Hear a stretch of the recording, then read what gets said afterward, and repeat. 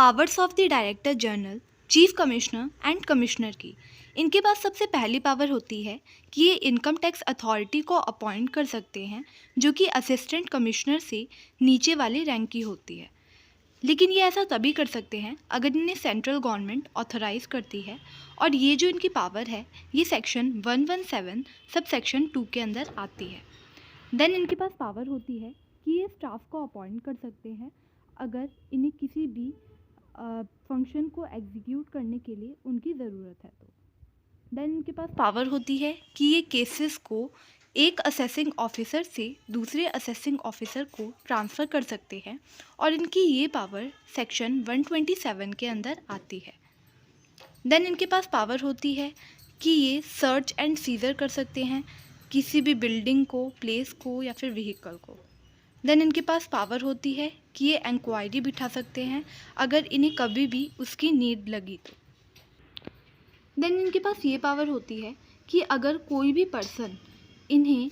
किसी भी चीज़ से रिलेटेड, किसी भी एसएससी की इंफॉर्मेशन को जानने से रिलेटेड कोई भी एप्लीकेशन फाइल करता है, तो अगर इन्हें ऐसा लगता है कि उस इंफॉर्मेशन को डिस्क्लोज़ करना पब्लिक इंटरेस्ट पे है, तो ये ऐसा कर सकते हैं। देन इनके पास पावर होती है कि ये रीअसेसमेंट से रिलेटेड नोटिस को इशू कर सकते हैं अंडर सेक्शन 148 के अंदर। देन इनके पास पावर होती है कि ये अगर कोई भी अरियर ऑफ टैक्सेस है उसको रिफंड के अगेंस्ट सेट ऑफ कर सकते हैं।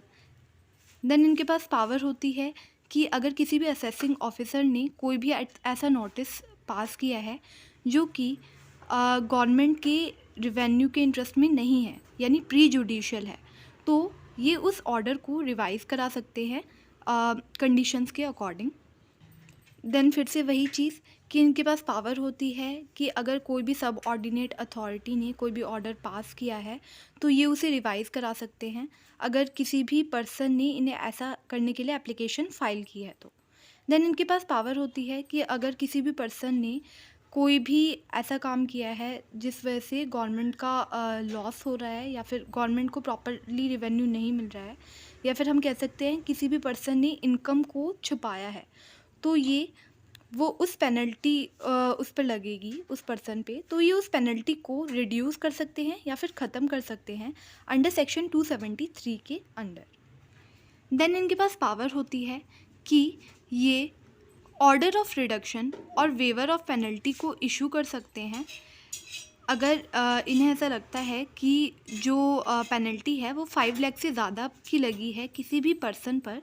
तो ये उसको रिड्यूस कर सकते हैं या फिर वेव कर सकते हैं कंडीशंस के अकॉर्डिंग। देन इनके पास पावर होती है कि ये अगर इन्हें ऐसा लग रहा है कि कोई भी पर्सन या फिर कोई भी असेसी ऐसा है जिसने इनकम को छुपाया है या फिर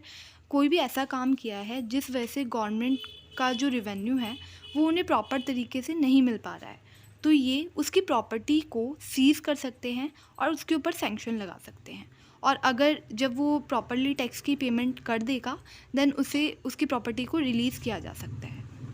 देन इनके पास पावर होती है कि ये इंटरेस्ट पेमेंट को रिड्यूस कर सकते हैं या फिर वेव ऑफ कर सकते हैं under section 234A, 234V and 234C के अंदर डिफरेंट सर्कमस्टांसेस में। देन इनके पास पावर होती है